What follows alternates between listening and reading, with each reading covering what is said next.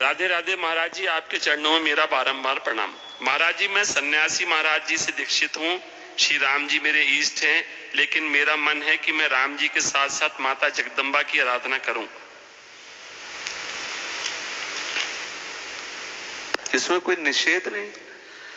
राम जी की उपासना में तो कोई निषेध है नहीं। जानकी जी जब राम जी का वरण करने जा रही तो जगदम्बा की तो उपासना करती और वो आशीर्वाद देती, मनुजा ही राज्यो मिली सोबर सहज सुंदर सावरो। आहा। तो और जब गोपीजन सावरे श्याम सुंदर को प्राप्त करना चाहती तो कात्यायनी की उपासना करें, इसमें कोई निषेध तो है नहीं। क्यों, क्या संशय? किनके?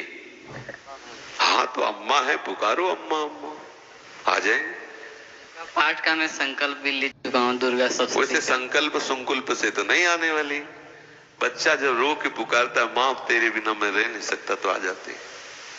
ये हम अपनी बात कह रहा हूं। जब कभी एकांत में विकल हुए और जब कभी, क्योंकि उसी उपासना से आए ना, और जब कभी एकांत में विकल होकर के हम कभी दुर्गा देवी को कभी देवी नहीं माना, अपनी माँ माना है सदैव। हम जब कभी पुकारा है तो अम्बा ही कह के पुकारा, माँ बाप के।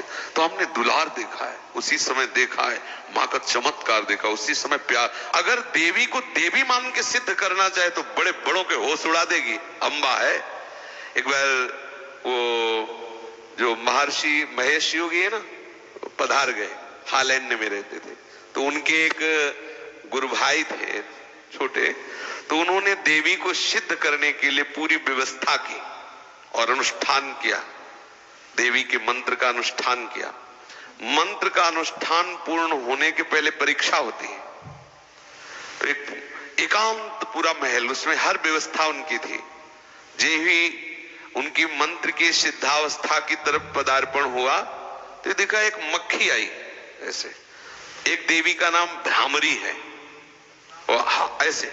तो एकदम दृष्टि बदली, जो मक्खी की तरफ दृष्टि गई तो देखा एक नव किशोरी सुंदरी मुस्कुरा रही।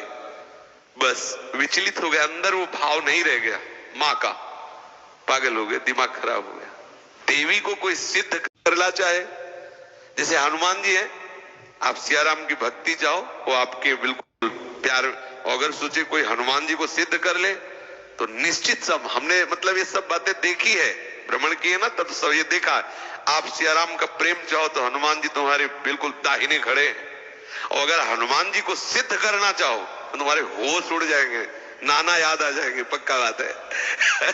तो ऐसे ही देवी के दर्शन की लालसा हो, देवी को वात्सल्य भाव से पुकारा जाए, क्योंकि जगदम्बा है ना।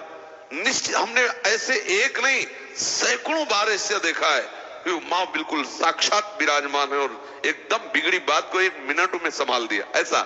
तो अब हमें अभी परसों चिंतन हो रहा था कि देखो अपने अंशी के समीप भेज दिया। ये जितनी देवी शक्तियां हैं ये सब हमारी लाडली जी के अंश है।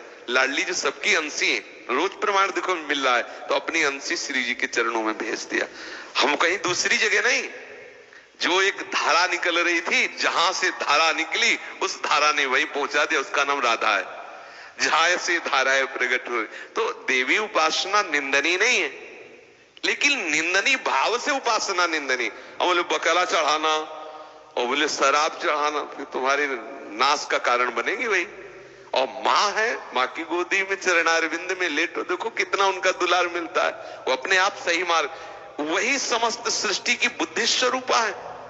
अगर वो कृपा न करे तो कोई परमार्थ में चल ही न पावे। या देवी सर्वभूतेषु बुद्धि रूपेण संस्थिता नमस्तस्यै नमस्तस्यै नमस्तस्यै नमो नमः। इसलिए आप उपासना करिए, लेकिन संकल्प करके सिद्धि रूप नहीं, माँ रूप। मेरी माँ है, मैं अपनी माँ का चिंतन कर रहा हूं, माँ का यश गा रहा हूं, माँ की प्रसन्नता के लिए, ऐसा।